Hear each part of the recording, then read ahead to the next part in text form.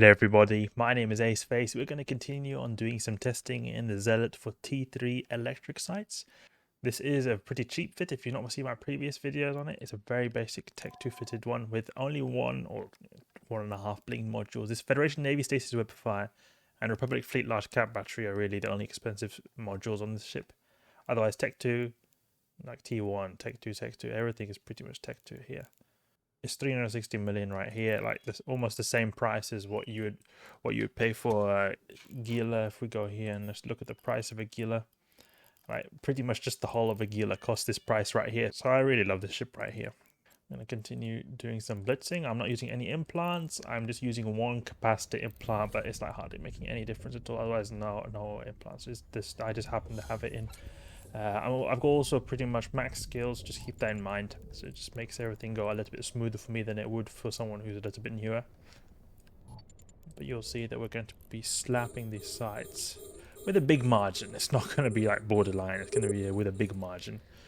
Okay, Scorch, and slap him up real good. 1k volley is always nice to see. And we can Webify him a little bit as well. Increase our application. Unlock this guy and just lock this up a bit.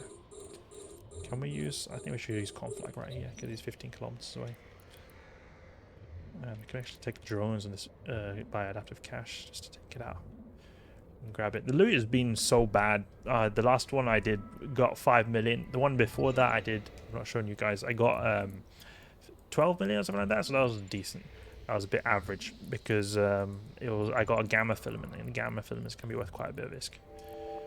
Yep, and Webify this person, and then just give him a little bit of a slap there with our Conflagration. Oh, recall. Drones that get slapped up here because we're using unbonus light drones. Unbonus light drones never have a good time in the Abyss. It just, like, when I mean by bonus, I mean like getting like an HP bonus. For example, the Gila has bonus medium drones because it's medium drones, they get extra HP.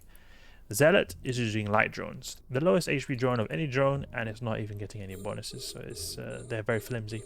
The slightest trouble, they pretty much die almost straight away. But there's some nice complementary DPS, and it's also pretty well applied DPS too, because these are light drones, so they're pretty much always going to hit. Exception is if you are somehow doing this in a dark site, which I would not recommend at all. This is really only for electrics. Then you would have a bit of issues applying with your light drones because just the optimal range is reduced and they'll be going too fast to really hit almost anything. The application is pretty decent. Just Webify them a bit. You can take out these frigates. No big issue. You can use Imperial Navy Multifrequency if you have issues with application. Just keep that in mind. The application can at times be a little bit sluggish where you get grazing shots, but if you really want to get the best application, just go for Imperial Navy Multifrequency. I prefer Conflag because it has more damage, but Imperial Navy Multifrequency does have more, an increased turret tracking speed. Jump into the next room. What do we have here? Charybdis, Tyrannos. Here, just one thing to keep in mind is that you want to keep up transversal. You can actually tank these Charybdis Tyrannos to quite a big degree, but it's always good to just sort of keep transversal up, so no head-on approaches, preferably not. And that really goes for almost anything with Charybdis Tyrannos. You just don't want to go on head-on approaches. Unnecessary amount of damage you can take, because Charybdis does do a lot of damage when they hit hard. And I see this cruiser right here is very close. I'm just going to use Conflag and blast him down because it's just 700 DPS right here. And you can get potentially more if you had good damage implants. If you had even bling heat sinks, you can get more DPS. So there's a lot to be had here. Let's actually just pop this can. And then we'll go with Scorch, because this person is a pretty long range distance. Grab this, 2 million, unfortunate. And now we'll move towards Charybdis over here, and we'll get this extraction just to get a little bit of extra ISK, because we're a little bit greedy right here. That's good. Now I've got the drones going Charybdis. Where's our range? 33, 39, so we're going to get some decent application over here. Can soon pop this extraction node. Hopefully it'll give something worthwhile. The beams they work very differently to drones because you just get the instant damage going on. I'm so used to the Gila with its drones. Always when I have to attack something, it takes a bit of time. There's a little bit of a delay between the next target. But here with the beams, it's just okay. You killed someone, just attack the next one. But the issue is you don't have the as good range as you would with if you were to have drones, especially with a drone link augmented Gila. Could send their drones out to 70 kilometer plus. Here now we cannot even shoot because we're going for this extraction node, which probably will have maybe a few 100k. It's not even worth that.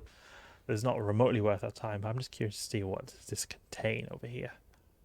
What does it contain?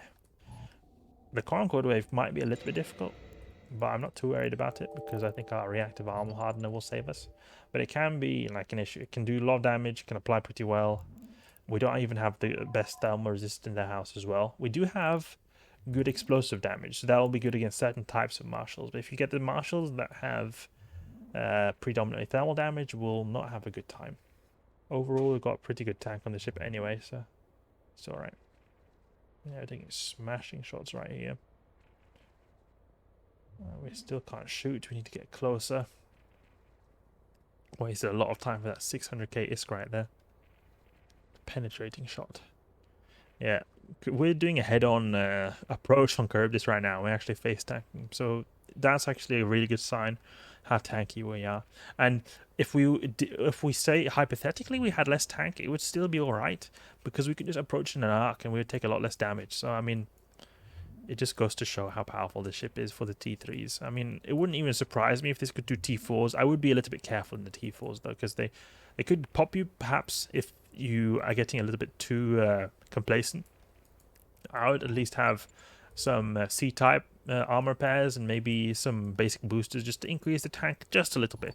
Because I did die once in a test, T3 Zealot against Vedmax, just the overwhelming DPS. So either that or I put something like a thermal armor reinforcer just to get that little extra thermal resist, because that seems quite necessary. Because I mean, the Triglavians do a lot of thermal resist. We need to have that good thermal resist. Extremely important in the Abyss. I've said it so many times, but you really need the good thermal resist, because in the Abyss, the high DPS waves are the Triglavians and the Marshals, and they do predominantly thermal damage. So this ship right here, naturally, lowest resist is thermal. So it will be really beneficial for you to have a thermal reinforcer. I'm going with an auxiliary nanopump because that overall increases our tank. And in the T3s, I'm not too worried about being overwhelmed. But in T4s, it would be a different story. Okay, we've got the slightly damaged DPS 1 group. We'll go towards the Ephialtes guys over here. I'm just more curious, if any of you guys out there do farm T3 sites, do you do it? Because I don't hear a lot of people nowadays doing T3 sites, but back in the day, they were my go-to sites to do when it comes to Abyss. It took me a really long time to go from T3 to T4 and up, and it was always this just seeing the yellow.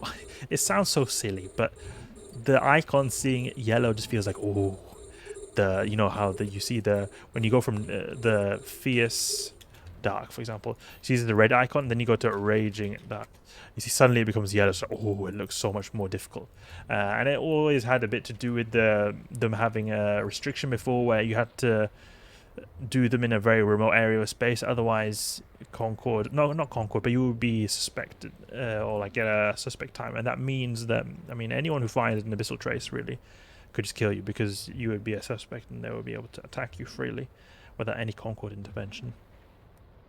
But still, even after they made that change, I was very hesitant on the T4s just because I just felt like it was too much. It was too much. But once I finally did, then it was a really good thing because I get so much ISK. But the thing is, just the T3s, they used to be something I used to do for a long time. I used to do T3, specifically T3 exotics in Agila. Just did them, spammed them in Jita. It was nice, chill way to earn ISK. I think I earned maybe 60, 70 million ISK an hour doing them back in the day. They weren't, like, it was not the biggest amount of ISK, but it was pretty relaxing and went really smoothly. Never had any issues with the gankers. I had used a passive Gila, really basic passive Gila, that was able to just go through them, just chew through those sites, no issue really. The amount of EHP and recharge per second you got with the ship was just perfectly fine for those T3 exotics, and the exotics went really quickly because the Gila's bonus to kinetic missiles and Vespers being overall pretty powerful drones. The kinetic drones are called Vespers. Blast this warden right here is webifying me like a little scrub. Let's see a warden over here. And there's some fire watchers. These are not so nice E-War. We've got neuters and webbers. They're pretty much the E-Wars you do not want to have. But when you're in T3, everything is just so much, it just feels so much more relaxing because it's just so little stuff. Like, you know, when I do T6s, T5, T6, I think, oh, I need this much, I need like, oh, 20 gigajoules, 15 gigajoules of capacity to spare to resist newts. Here, I feel like I don't even need anywhere close to that because there's just not enough, there can't be possibly enough neuters, even if it's a full new wave, there's not enough. I know it sounds really, I feel I sound really out of touch right now because I know that a lot of people do have problems with newts in the lower tiers as well. But what I'm trying to say is compared to T5, T6, the amount of newts you see here just feels like almost negligible even in the full newt wave. Okay, keep it range, keep it range. Jump. Hopefully no gank. This is a bit of a slow one, 11 minutes. Could definitely be a lot faster. A lot of time was wasted on that, you know, that extraction node we had before.